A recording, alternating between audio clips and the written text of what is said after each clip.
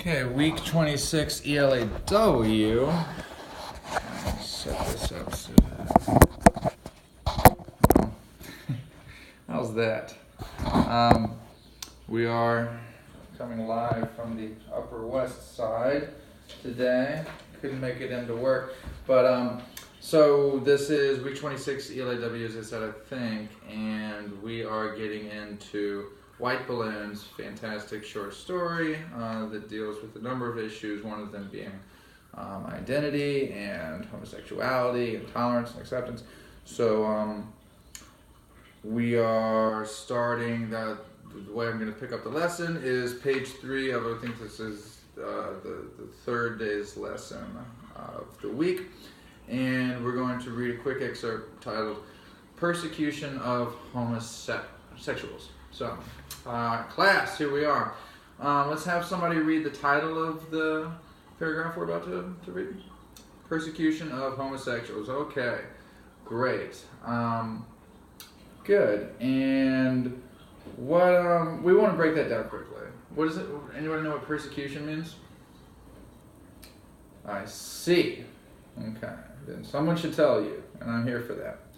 Persecution means treating someone poorly. Means treating them unfairly. To persecute someone is to hurt them in a way. So, if I were to take the people that sit closest to me in the class, and every day I was to take away their lunch and yell at them and say harsh things about their work and not give them the same privileges as the rest of the class, then that would be persecution. Great. Anybody have, is that similar to a word that we've looked at? Discrimination. We've talked a lot about discrimination, and persecution is a very similar word. So, persecution of homosexuals. And let's just be open and talk about this. What does it mean to be homosexual? Okay, that means that if you are a girl, that you like girls, a boy likes boys. I'm saying this out loud, and I hope this is appropriate for this time. It's kind of a break character.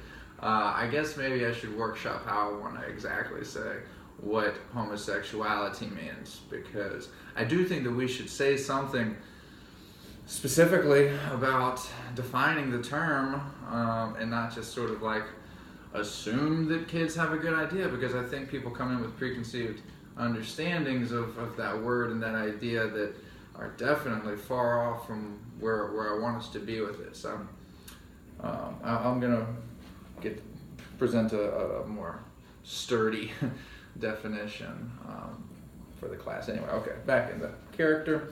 And okay, great. So, way to completely understand, class, that very eloquent definition of what homosexuality really means. Okay. So now we're going to read an excerpt, part of text, from the United States Holocaust Memorial Museum page. And these, so this idea of homosexuality and persecution is going to dovetail in with another issue that we've been talking about, and that is the World War II crisis that existed in the late 1930s and early 1940s. So let's popcorn this around. I'll begin. I'm going to kick to other people. An estimated 1.2 million men were homosexuals in Germany in 1928.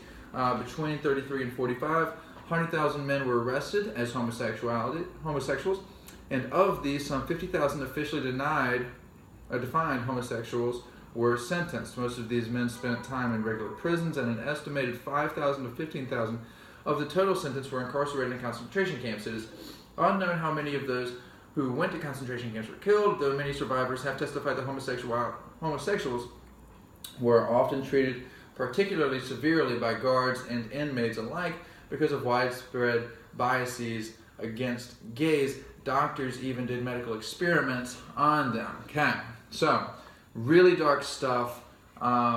Let's not hide from this.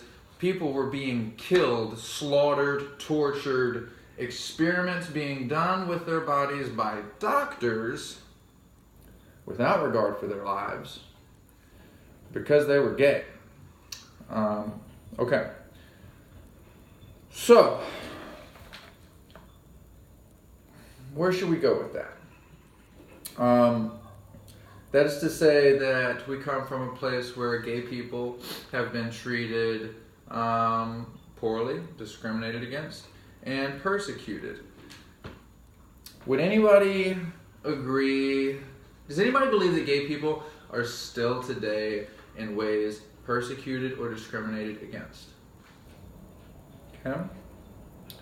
And we get a couple of examples, and now, okay, the story that we're about to read involves a gay instructor, something of a teacher, who tries to spread the joy of theater and drama, and in doing so inspires some people, but also forces others to expose how maybe they're not so tolerant and accepting to others who are different from us.